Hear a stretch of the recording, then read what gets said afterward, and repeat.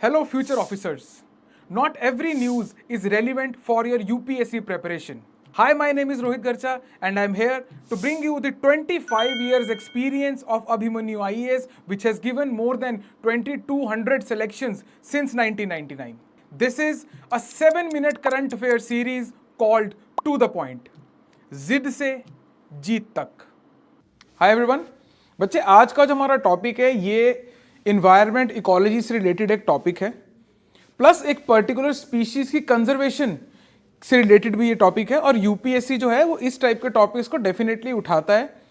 आज का जो हमारा टॉपिक है that is about a species जिसको अभी रिसेंटली, मतलब ज़्यादा टाइम नहीं हुआ है, एंडेंजर्ड से वल्नरेबल में कन्वर्ट किया गया है. उसका जो IUCN स्टेटस है उसको एंडेंजर्ड से वल्नरेबल के अंदर शिफ्ट किया था बहुत रिसेंटली, और इसके ऊपर बहुत सारे एग्जाम्स के अंदर सवाल ऑलरेडी आ भी चुका है. राइट बस ये स्टेटस के ऊपर ही आया था कि कौन सा ऐसा जानवर है जिसको एंडेंजर्ड से वल्नरेबल के अंदर ट्रांसफर किया. इस टाइप का सवाल उसके अंदर आया था. रिसेंटली सेम टॉपिक के अंदर बच्चे एक और डेवलपमेंट हुई है. किर्गिज रिपब्लिक, जिसको हम किर्गिस्तान भी के नाम से भी जानते हैं मोर पॉपुलरली, तो प्रेसिडेंट ऑफ किर्गिस्तान ने अनाउंस किया that the national symbol of Kyrgyzstan is snow leopard. This is the beautiful fellow by the way. So snow leopard को किर्गिस्तान का नेशनल सिंबल घोषित कर दिया गया है. तो अगर आप PCS वगैरह की तैयारी कर रहे हैं, PCS HCS की, HAS की या HPAS Himachal Pradesh administrative services, या फिर आपका हरियाणा सिविल सर्विसेज, या फिर आपका अगर पंजाब PPSC का पेपर दे रहे हो, तो उनके अंदर ये सवाल डायरेक्टली आ सकता है कि स्नो लेपर्ड को रिसेंटली कौन से देश ने अपना नेशनल सिंबल घोषित कर दिया है. Right, then answer will be Kyrgyzstan.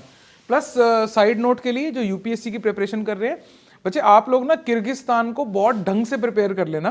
ढंग से प्रिपेयर करने का मतलब कि इसकी नेबरिंग कंट्रीज कौन सी हैं, यहाँ पे main mountain chain, main river, main lakes, right, इस टाइप की जितनी भी आपकी इन्फॉर्मेशन है किर्गिस्तान से रिलेटेड वो आप जो है पूरी जरूर देख लेना. लास्ट ईयर यूक्रेन के बॉर्डरिंग कंट्रीज का सवाल आया था, तो पॉसिबल है कि इस बार किर्गिस्तान का आए, क्योंकि बार बार न्यूज में आ रहा है किर्गिस्तान. आइए बच्चे, ठीक है. किस प्रोग्राम के which is protected by the global snow leopard and ecosystem protection program, जो कि इसके अंदर भी प्रोटेक्टेड स्पीशीज एक है. राइट, GSLEP, इसके बारे में भी हम डिटेल में देखेंगे आगे चल के.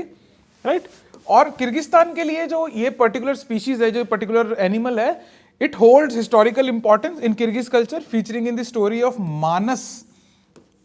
यहां से भी सवाल उठ सकता है आपका कि एक पॉपुलर फोकलोर है जिसके अंदर एक कैरेक्टर है, मानस की स्टोरी है, वो कौन सी कंट्री से है, या कैरेक्टर का नाम, या कुछ इस टाइप का सवाल इसके अराउंड घूम के आपको आ सकता है, जो कि टफ माना जाएगा इन केस अगर वो आता है. राइट, इसके बाद हम आगे चलते हैं बच्चे, थोड़ा सा स्नो लेपर्ड के बारे में और जानते हैं हम अबाउट स्नो लेपर्ड.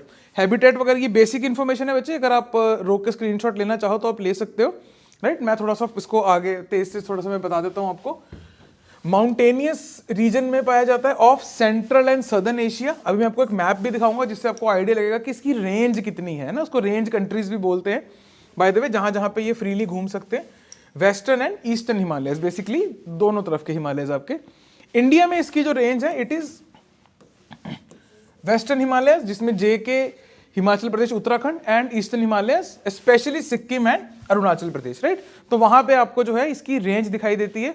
वहां पे जो है ये पर्टिकुलर एनिमल जो है वहां पे पाया जाता है बच्चे.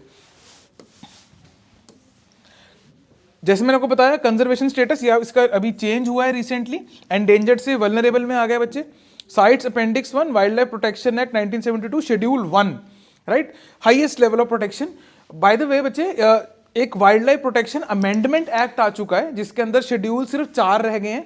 मुझे एक बारी कमेंट में आप जरूर लिख के बताइए कि उस अमेंडमेंट एक्ट के कौन से शेड्यूल के अंदर ये होगा. आप गेस भी कर सकते हैं. राइट, क्योंकि साइट्स के अपेंडिक्स 1 के अंदर अगर ये है, that means wild life protection act amendment act के ये कौन से शेड्यूल में होगा. मुझे एक बारी कॉमेंट्स में लिख के बताइए बच्चे. एक बारी have a look at this. ये जो ब्लू वाला पोर्शन है बच्चे, that is the range of snow leopard. Right, this is India by the way here. Right, और ये आपकी ये वो 5 नदियां है ना, और ये उसकी पूरी रेंज है बच्चे.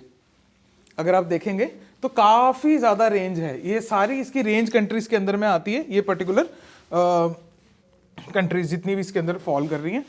इंडिया के कंजर्वेशन एफर्ट क्या रहे हैं बच्चे, एक बारी have a look at this.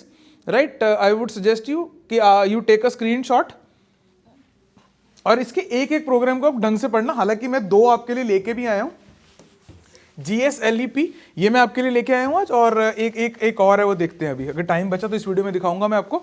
आप एक बार इसका स्क्रीनशॉट ले लीजिए बच्चे।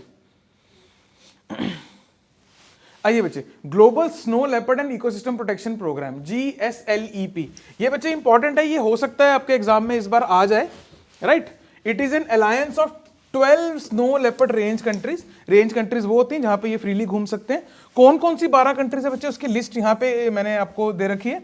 Afghanistan, Bhutan, China, India, Kazakhstan, Kyrgyzstan और Kyrgyz Republic, Mongolia, Nepal, Pakistan, Russia, Tajikistan and Uzbekistan, right. वही जो आपको पिछले मैप के अंदर देखने को मिला था, वही कंट्रीज का नाम है इसके अंदर, और कुछ नहीं है, राइट।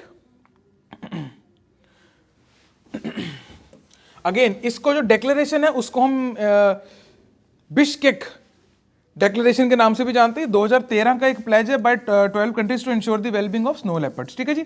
तो एक सीधा सवाल आ सकता है कि जो ये आपका बिश्केक डिक्लेरेशन है, राइट, ये किससे रिलेटेड है ना। ईयर वियर आपको हो सकता है कि हिमाचल प्रदेश सर्विसेज वाले जो है वो पूछ लेंगे कौन से ईयर में आया था, या मैच द फॉलोइंग के अंदर बाकी एग्जाम में देखने को मिल जाए, right.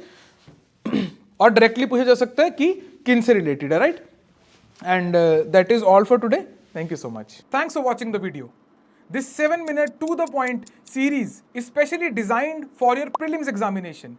If you wish to cover your current affairs holistically for your mains as well as for your interview, please check out Abhimanyu IAS Current Affairs Master Course 2024. It is based on Trishul model. You will be getting 3 things. Number 1, weekly classes. Number 2, weekly PDFs of current affairs. Number 3, weekly tests on current affairs. The link to join the course is given in the description below. Zid se jeet tak. And if you are ziddi enough, subscribe for regular updates. This tailor-made current affairs master course is enough for your preparation of current affairs for UPSC Civil Service Examination 2024.